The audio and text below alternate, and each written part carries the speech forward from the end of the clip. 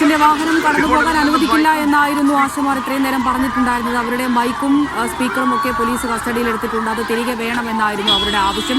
ഇപ്പോൾ ഇതാ റോഡിൽ ഇരുന്ന് പ്രതിഷേധിക്കുകയാണ്.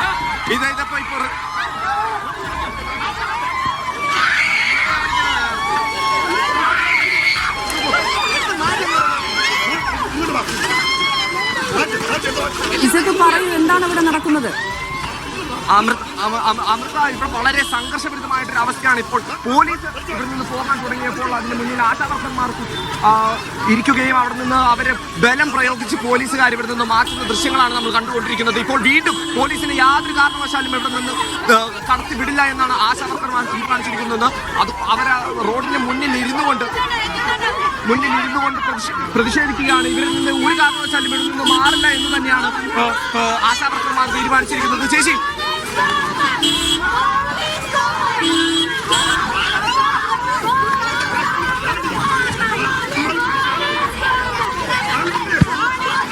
പോലീസ് കാണിക്കുന്ന ഈ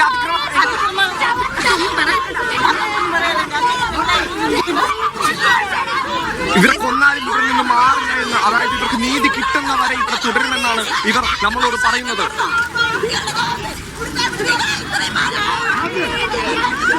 പോലീസ് ജീപ്പിനെ ഒരു കാരണവശാലും ഇവിടെ നിന്ന് കടത്തിവിടില്ല. കാരണം ഇവിടെ ആശാവർക്കന്മാര് ഒരു വലിയ മനുഷ്യ മതിൽ പോലെ നിൽക്കുകയാണ്. ഇവിടെ നമുക്ക് കാണാൻ സാധിക്കുന്നത്.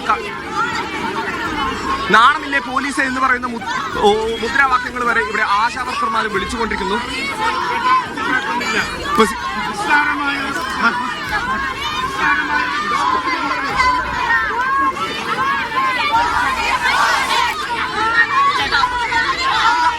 ഒരു കാരണവശാലും ഇവിടെ നിന്ന് മാറുകയില്ല.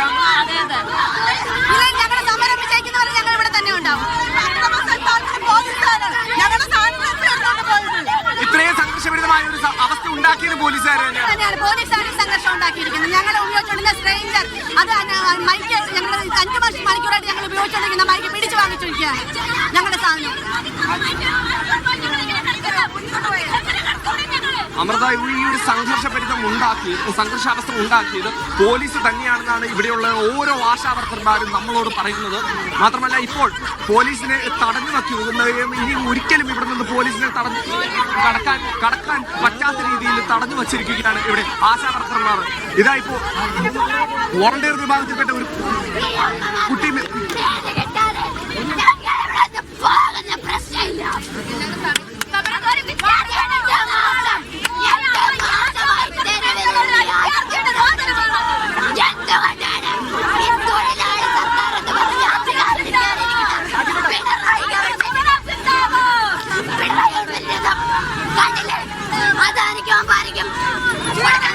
മുഖ്യമന്ത്രിയെ കാണാൻ പറ്റിയിട്ടുണ്ട്.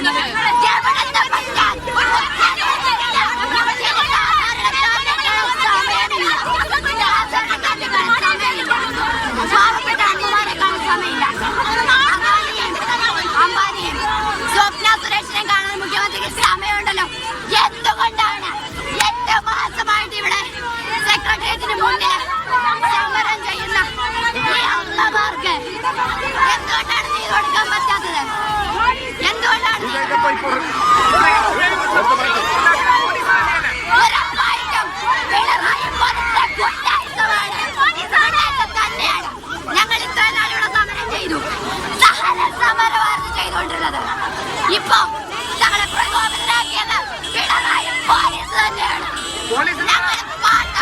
ഉണ്ടാക്കിയ പൈസ ഞങ്ങളെ മൈക്കാണ് പോലീസ്